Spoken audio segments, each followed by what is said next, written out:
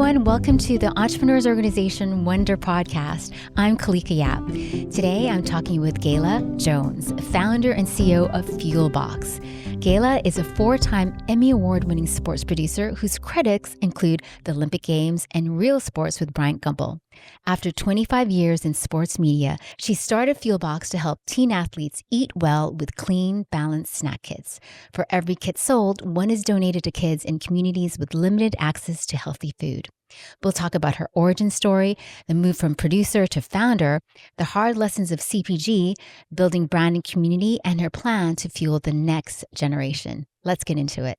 Hi, Gayla. Welcome to the EO Wonder Podcast. Hi, Kalika. Thanks for having me. You look beautiful, by the way. Thank you. I'm glad that you're here. In a sentence, what is Fuelbox and who is it for? Fuelbox provides healthy snack kits designed specifically for the teenage athlete to help them fuel their performance. And what problem did you see on the sidelines that made you say, I have to build this? So as I was a sports producer for 25 years, telling the stories of professional athletes all across the country and the world, to be quite honest. And the story that was unfolding at home was really the one that needed to be told. And that was of teenage athletes, including my own, who were going to games and practices and fueling their performance with junk. I mean, candy and chips and sugary sports drinks. And it hit close to home because it was my daughter and she wasn't successful in her soccer endeavors and she was getting injured because she wasn't eating the right stuff and she wasn't prepared. Her body wasn't recovering well because it didn't have the nutrients that she needed. And so as I was struggling with this for her and my heart was breaking for her, I thought, you know what? I'm smart, always intentional about nutrition. I eat to fuel my own body. And I am failing in this. So if I'm failing in this, moms all across the country must be failing in this. How did you know it was nutrition that was holding her back? Because she lacked nutrition, she lacked energy, and she lacked focus. And she was always tired. She didn't have the fuel. So I knew right away it was nutrition that was holding her back. Was it sleep? It's all of it. It's sleep from the busy schedule. It is what you eat. It's the timing you eat. And it wasn't all the time necessarily junk food. Sometimes I would stop and get her like a piece of salmon right before practice. But you know what?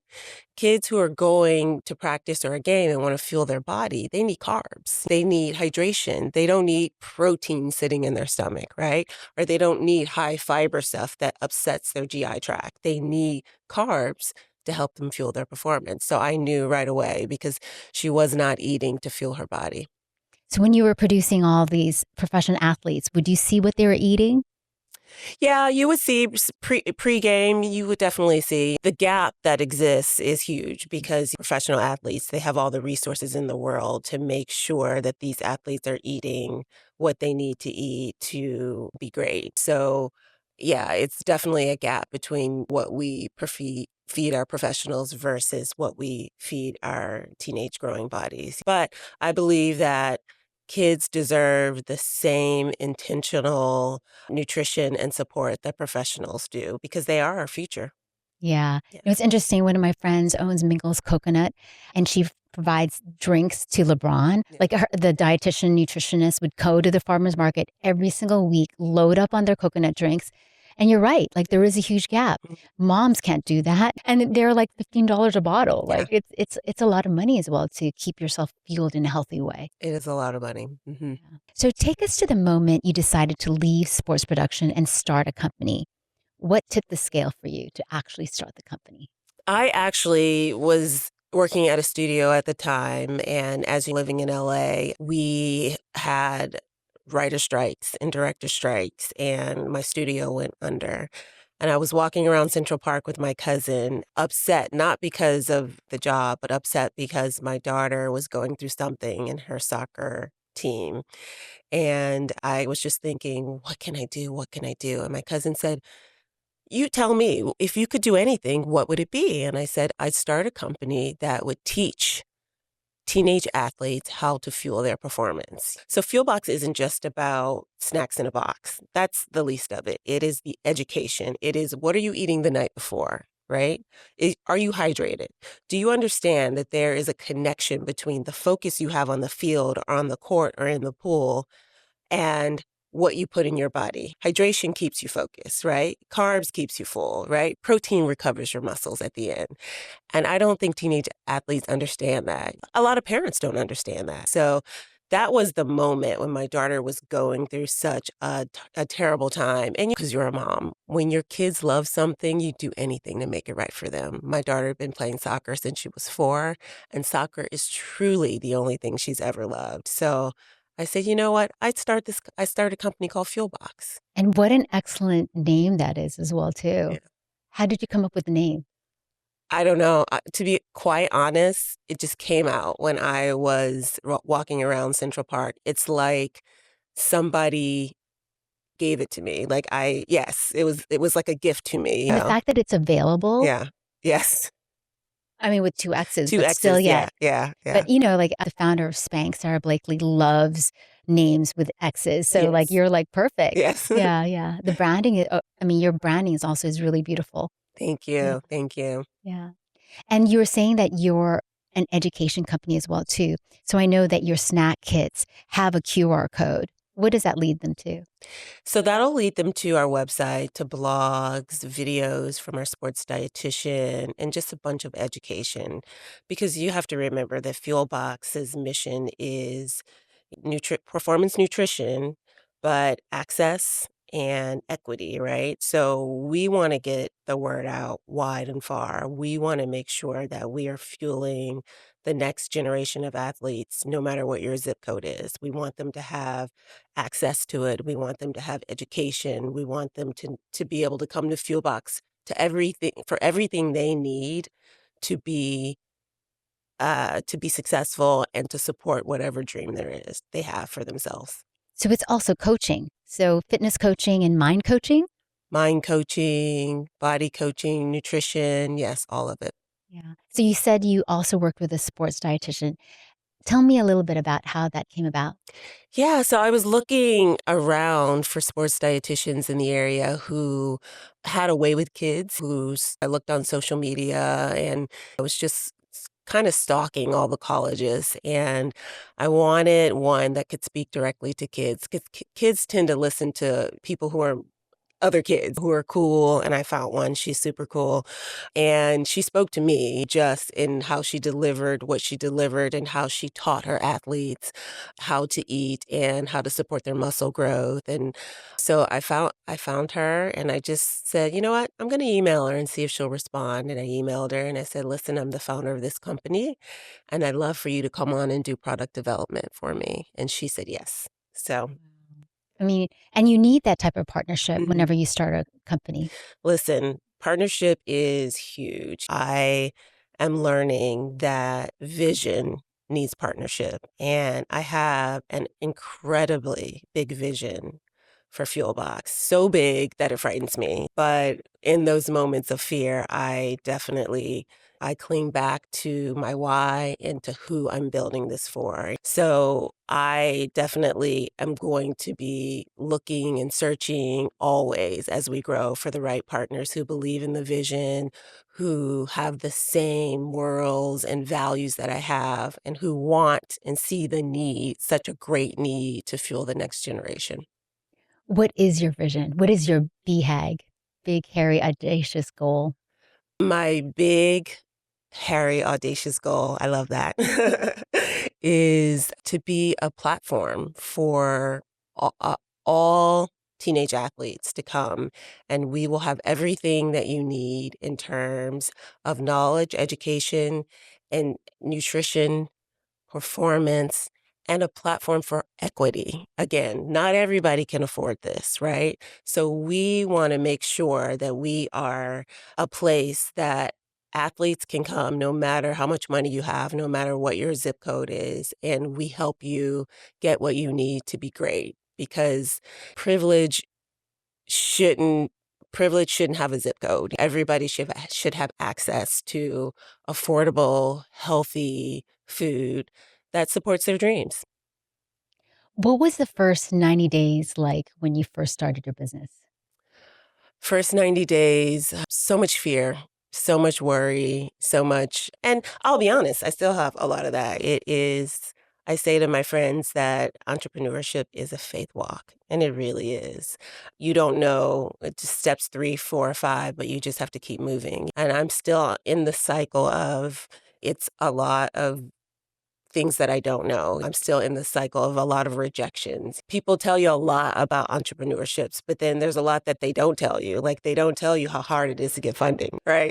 They don't tell you that you will have a million no's before you get to that yes. But I will say what is most rewarding for me is even though entrepreneurship is not the glamorous things, it's contracts and packaging, design, and for me, dealing with FDA compliance and all of the tedious spreadsheets and stuff like that, it is very meaningful work for me right now still. It is. I've had a lot of great jobs. I'm very lucky. I've had a lot of great jobs in my career, but this is the first time I feel like I have purpose. Again, this vision is so much bigger than me, and I believe it's going to come to pass with a lot of partners. So this first 90 days have been tough, but I am persistent, and that's what entrepreneurs need. They need to be persistent, and we're just going to keep working because again, this vision is a lot bigger than me, and we're going to build the right team to help us to take it to every corner of the United States because it's needed. Yeah. Did you take any skills as a sports producer into entrepreneurship? I think for me, so it's so funny. I was talking to a serial founder and I said to him, I was like, I can be a founder. I'm a visionary, but I don't want to be the CEO. And he said, why? And I said, because it's hard. It's a lot of pieces you have to put together. And he said, Gayla, you were already the CEO of many jobs. That's what producing is. That is what you did on all your shows. That's what you did on all your brands. So yes, learning how to put the right team together, right? Because again, vision outpaces you and you need to build the right team. And I think that I learned to build the right team. I learned how to be organized. And you know what you learn, and I think you learn this in every job. If you're smart, you learn what you're good at and what you're not good at. So as I'm building this company, I'm seeing where the gaps are and where I need other people to step in, and I'm going from there. So you're good at vision. I'm good at vision. Yeah. Yeah. You can see I'm not good yourself. at data. I'm not good at data. I'm not good at financials, but vision. Yeah. I'm good at storytelling. I will be great at the brand and the marketing stuff, but the numbers, the data, like, no, Right. I'll need some help. Yeah. But it's normal and natural to feel like that because most entrepreneurs are visionaries. Yeah. Yeah. Yeah. So how are you compensating for the lack of data interest? So I'm lucky that I have a really great tribe. I have a lot of really great people around me. And so I am I'm calling upon all my people to help me. My husband works in finance. I have friends who understand data and AI and all the things that we'll need to build a successful business. And as I tell the story of what Fuelbox is and who we serve, luckily, I have a lot of people who have come and they want to be part of this journey and help. So that's how I'm compensating, just by being super aware of what my skills are and what they're not, and building that team, which I can do. I can build a hell of a team. Yeah. And storytelling is such an important part about building your brand. How are you incorporating storytelling in Fuelbox? I think it's the impact model. That impact model, it's a great story in and of itself. And to be honest, as I'm building this brand, I'm just being really authentic about where I am and who I am. Like the other day I posted on LinkedIn, entrepreneurship is spreadsheets and packing boxes, but it's also emotions, and I'm tired and I'm overwhelmed. So I'm not afraid to bring my authentic self to this process. I'm not afraid of failures. I'm not afraid of having to pivot because I know it's all a part of the process. Yeah. So yeah, that's how I'm doing it. And I'm realistic. I'm realistic about what I need to make this happen. So So I was getting a facial yesterday, and my facialist also started a business on the side. Mhm. And she was telling me how great it was, and like everything is great, great, great, great, great. And I'm thinking to myself, like you're talking about being authentic. I'm just like, okay, let me ask a couple more questions. Let me ask. She's doing this thing called like Dubai chocolates, and it's very trendy. She's really good at ASMR. So that's how she's selling it Mhm. through like these videos. And then, so it turns out she doesn't like chocolate. So I'm thinking like, there it is. Like, you have to admit it to yourself. Yeah. Like the business that you built, like she hates chocolate, Yeah. but she did it because it was trendy, and she did it because she was making $2,500 a month, not a month, a day. And she was just, but all her chocolates broke. But can I tell you, like once she started like just telling me the truth, we were able to have an authentic conversation Mhm. and like really talk about how to improve business. Because like, come on, like business is ugly It's and ugly. messy, It's ugly. It's ugly. and you have to get And real. you have to get real. That's why I say, listen, I'm not a numbers person. Right. I'm not a data person. Right. Is that part will not be successful under me. And I know that. So I have to find the right partners to really, really implement and to make sure that we're successful in that area. And what I'm learning is, especially with the impact model of Fuelbox, is impact is like the soul, but the heart is really the cash flow. Yeah. Yeah. So building or designing a business that can serve both, right? And being honest about that. I have to. The impact it's important to me, but you know what? The cash flow is it's the heartbeat. So But you have that's why to you started a foundation, yeah. right? And that's why you have to build a company that can sustain your mission. You have to have I have to have that numbers person who's going to be real with me. Yeah. No, but like we've done some number crunch. You've done Oh some yeah. number crunching before, but I think that that's absolutely right. Knowing that cash flow is king. Yeah. Yeah. Yeah.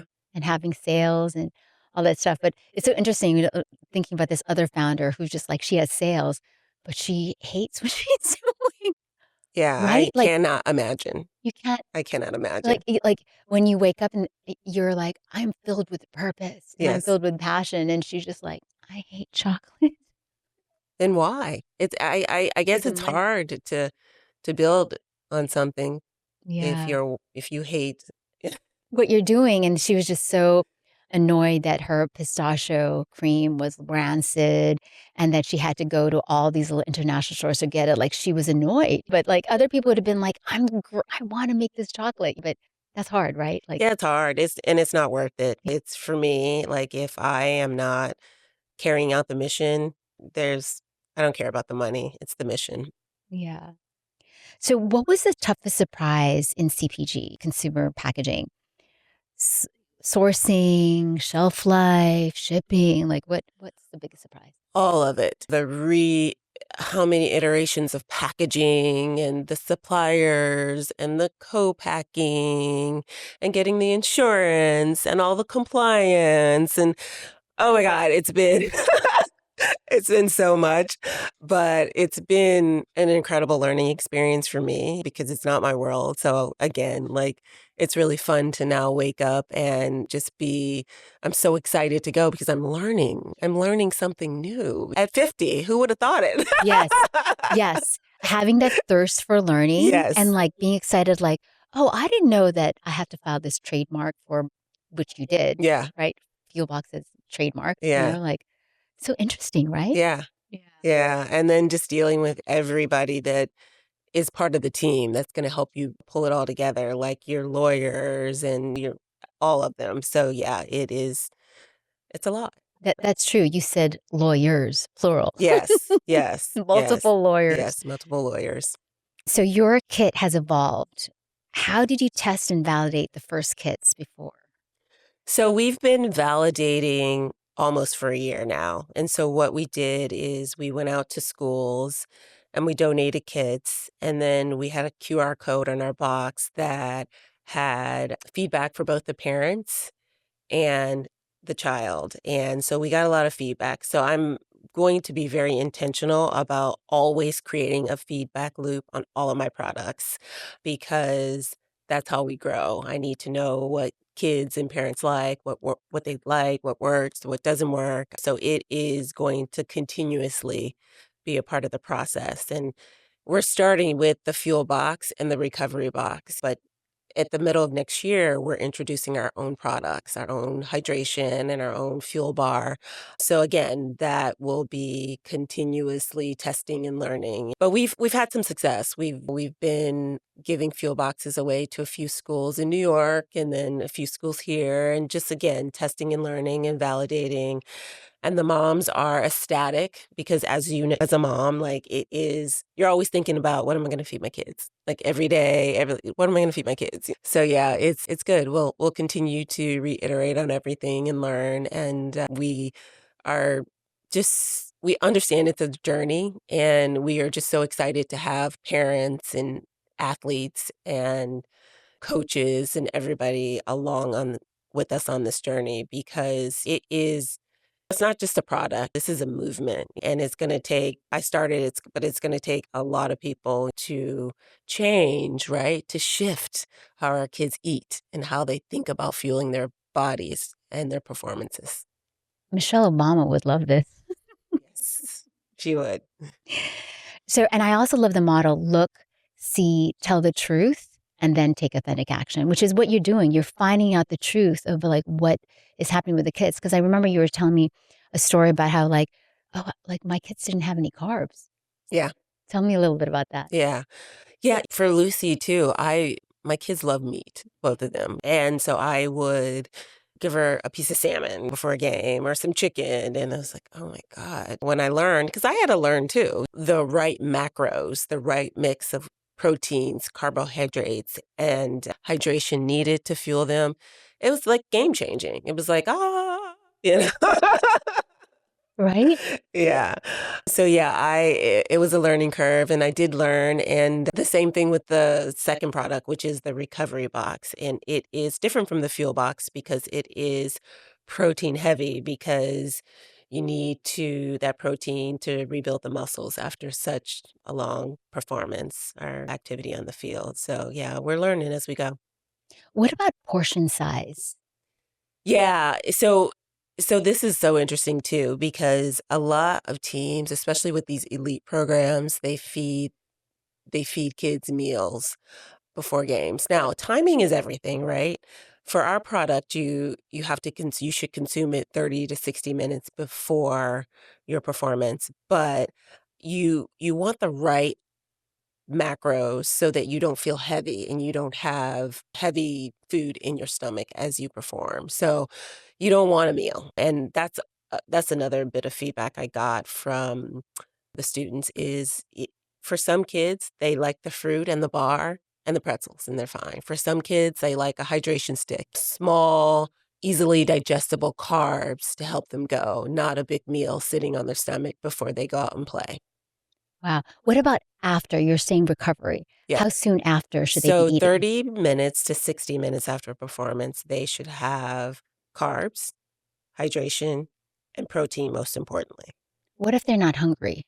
They're still like heightened and Yeah, they should still probably have something to something. restore everything that's lost. But most of them are hungry for Yeah. 30 to 60 minutes after. Because we're having this debate right now. Our kids go to Harper Westlake, one of the private schools here. And the pregame meal is pretty big. And then we also have a postgame meal. And then they also have snacks. So people are That's a just lot. like, it's a lot. What would you recommend? I think I'd recommend, it's all timing. If you have that pregame meal a couple of hours before, if you have a night game, that makes sense. But a lot of kids, they get on a bus to go to another school for a 4:30, 5 o'clock game. You don't need a meal then. You need a smaller amount of macros to help fuel your performance. And then you get home, you'll have your meal. I thought that too. But like a lot of the kids are hungry right after school. That's what they say. That's what the parents say. Yeah. I don't know, but my daughter doesn't seem hungry. Not mine. My daughter doesn't want, even in the mornings, like when she has a game, she can't eat a lot before a game. Yeah. Yeah. Right? She's like, Mommy, I can't eat that. I need something small. Yeah. Yeah. Yeah. She doesn't like to eat at all before like a game. And So I have to convince her to eat carbs, a little bit of carbs. I have to convince her to have a little fruit at halftime to help restore some of that and give her more carbohydrates. Our coach loves watermelon. Watermelon's great. It's hydrating. It's great. Yeah. You also said that hydration helps you with focus. I Yeah. had no idea. That's not just with the athlete. That's with us as I had well. no idea. Everybody. Yeah. I just thought that I just needed because we're 80% water or whatever No, it is. that's with It helps with focus. that's with everybody. Hydration. If you are hydrated, it helps you focus. I had no, see, I'm learning as well. So I should probably have some water before I meditate because that's I'm just like, maybe that's why my mind's going all over. What are two simple rituals that help you keep focus? Two simple rituals. In order to keep focus, I have to journal, to be honest. I have to like sort of get everything out of my head. And then in terms of what I'm putting in my body, I have to hydrate. I have to. I do electrolyte every day. Hmm. Hmm. So where do you get it? Like Gatorade or the packets Yeah, or? I get the packet. I get one that is low in sugar. We're making our own electrolyte fuel box hydration. It's gonna come out in January. Oh my God, Yeah, so amazing. yeah. I do IV therapy, like the IV. Oh yeah. Yeah, yeah. And so how are athletes and parents helping you shape future products? I think that the biggest way that athletes and parents can help us is just to continue to engage with us and our brand and continue to give honest feedback. This is for your children. So give the honest feedback and we'll come back in and make the necessary changes and get it back out in the market. We really think that Fuelbox is going to be a game changer for so many families out there with student athletes who are looking to eat better, to learn how to fuel their body. Again, it's an education platform. So this isn't just about what you get in a box. This is what you eat the night before. This is how you hydrate the night before. This is what you eat after the game. This is how you take care of your body, right? So it can take care of you. It can support your dreams. So yeah. So a lot of people give you feedback. How are you like taking feedback, receiving feedback? I think feedback is a gift. I always have. Always have. So I welcome it. Yeah. I know because some people are just like, oh, my baby, right? It's a gift. Yeah. Hmm. Because you can't grow without You it. can't grow without Yeah, it. Hmm. yeah. There's a great book that I read on feedback that our coach, our volleyball coach, made us read. And they said that people need to know what type of feedback that they want. Did you know that there's different types of feedback? Mm-mm. Like sometimes feedback is, I want to be praised first, or I really want to learn. Because a lot of times when you really like you are eager to learn, Mhm. a lot of people are just like, great job, you did a great job. You're like, no, no, no, no, no. I need you to tell me what I can do to improve. Mm. But if you don't know what type of feedback that you like, then it's a little daunting. I can see that. Yeah, Yeah, right? yeah, Yeah, yeah. or knowing like, "Oh, I'm that type of person." Like, you first need to, like, pat me on the back Or first. how to give feedback. Yeah. Because it's not all the time what you say that might hurt someone. It is how you say it. So how you give feedback, you That know? Yeah. that's so true. Kids, you take a look at, like, how athletic coaches are giving feedback to their players, Yeah, like, how they deliver the news, like, yeah, they could be yelling or yeah. crazy Mhm. or just be super mellow, right? Right? And it still gets through them, right? Does. Yeah. How do you set boundaries as a founder so that you can be present for family and for the business?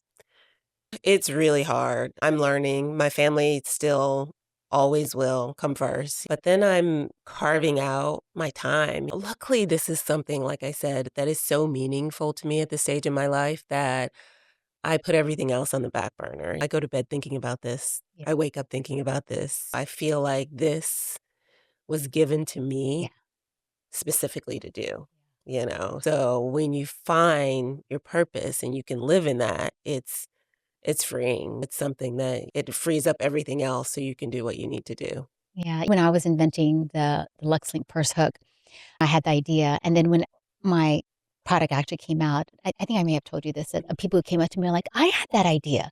I had that idea. I had that idea too. And you know what? I believe them, Yeah. but what did they do with that idea?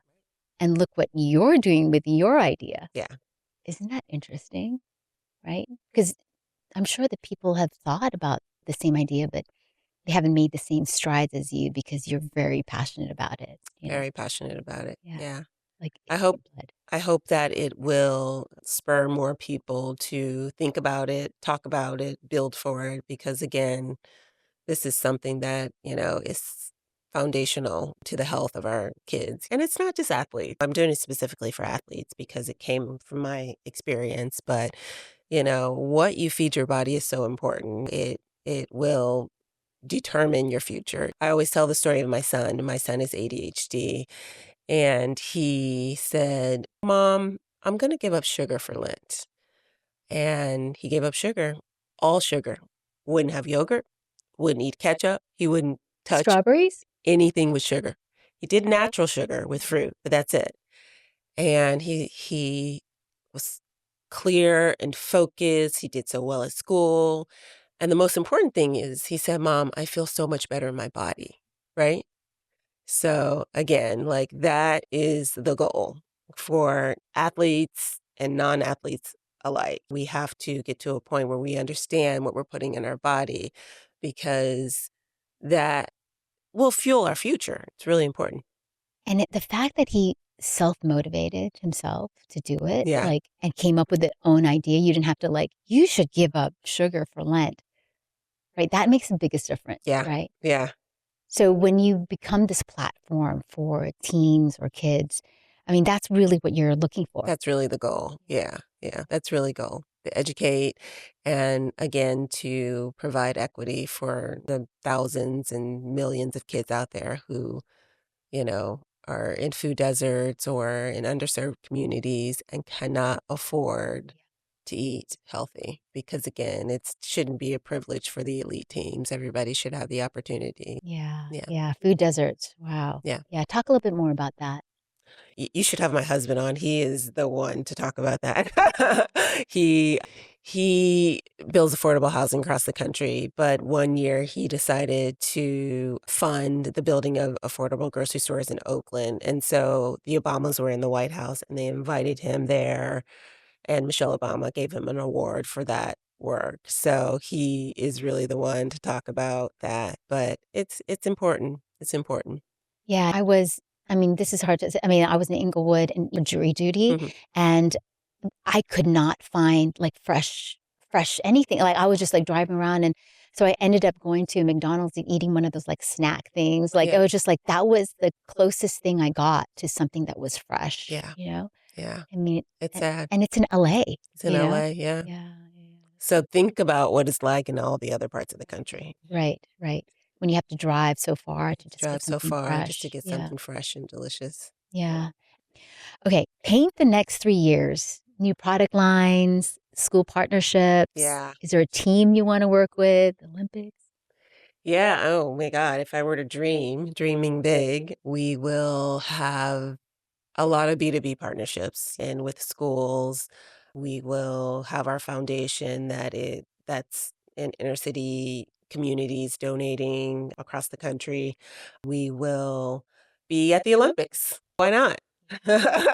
Yeah, they all need to be fueled. Yeah, they all need to be fueled. Yes, we will be a platform that kids come to. People will be proud to represent Fuelbox. We will be a community. So that is the dream. We're working really hard to make it a reality, and we think it's going to come to pass. So when Fuelbox is wildly successful, what changes for teen sports in the United States and beyond? So when Fuelbox is wildly successful, we're basically raising the next generation of leaders in all areas, of society, really, because if you have a strong, healthy body, you have a strong, healthy mind. So it's not just about the sport, I don't think. It's about just raising the next generation of leaders. Yeah, and it becomes a domino effect for their kids as well. Hmm. And the thing about again, I keep going back to the equity, but the thing about Fuelbox, honestly, is we believe that we can go to places that are food deserts, that are not getting anything that they need to help them support their dreams, right? So that's how you change the world. You don't do it where you're comfortable. I'm not gonna do it at Harvard Westlake and alone in LA. I'm gonna do it when I get to out to other parts of the world and see people and meet them at their needs. Yeah. What do you wish you had known before you launched? The biggest thing that I wish I would have known is how hard it is to get funding. Yeah.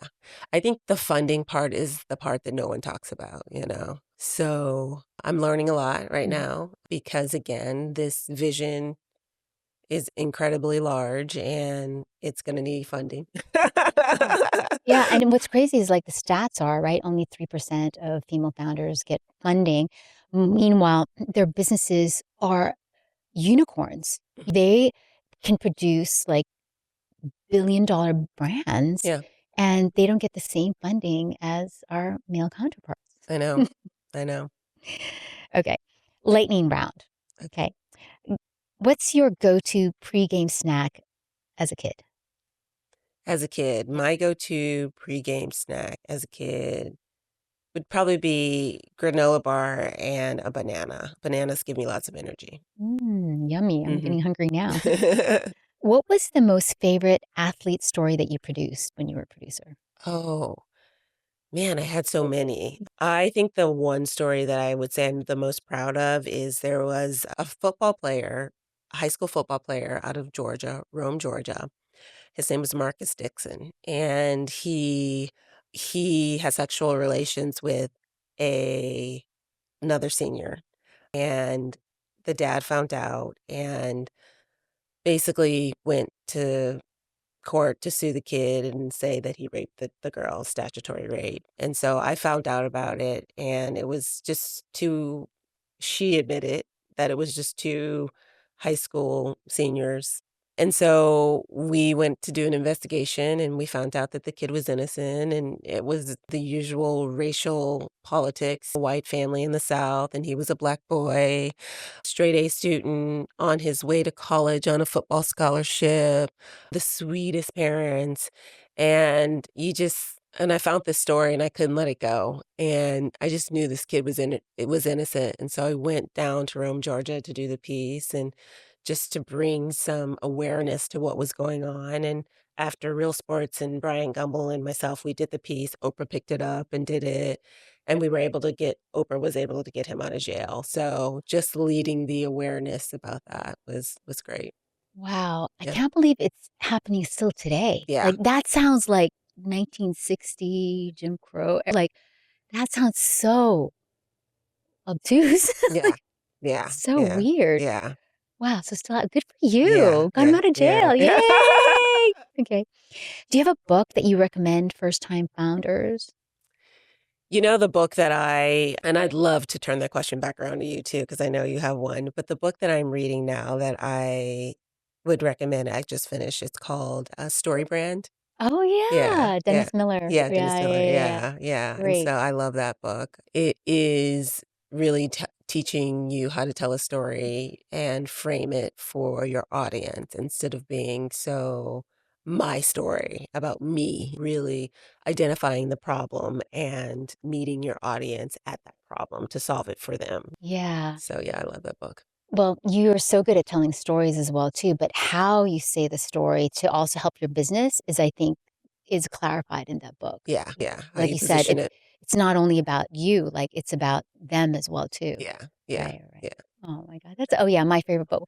I mean, a book that my dad told me to read was The Greatest Salesman in the World. Oh, Og Mandino. See, everything's about sales. sales, that's right. But at the bottom line, it's he talks about love and just really like it's when you become a salesperson, like it's all about like how can I help this other person? Yeah. And that's how you become the greatest salesman in the world. It's like, do you really adore and care so much about this other person? That's how you become great because you're not really a salesperson anyway. I love that. Yeah. What is one piece of gear that you always travel with? When I travel with a journal. Mm. Yeah. I have to get my thoughts out and organize them and yeah. Are you journaling on the plane? Yes. Yeah. I'm journaling on the plane. Yeah. Always travel with the journal. Yeah. Cool. Finish the sentence. Teen athletes need less blank and more blank. Teen athletes need less. It's so hard because you don't want to generalize about all teenage athletes, but I think teenage athletes need less harmful sugar Mm. and more natural glucose to help them perform. That's so true because a lot of times people are so into keto and like you can't Yeah. have fruit. So, Yeah. There's a difference in sugars, and glucose is important for an athlete, but if they can have less of the sugary sports drinks and sodas and stuff like that and more items that are built with sort of natural glucose, I think that will help them feel better. oh, Yeah. awesome. Well, thank you so much for joining. Is there anything else that you want to add or say, like what you're looking forward to? No, thank you for having me. This has been a lot of fun.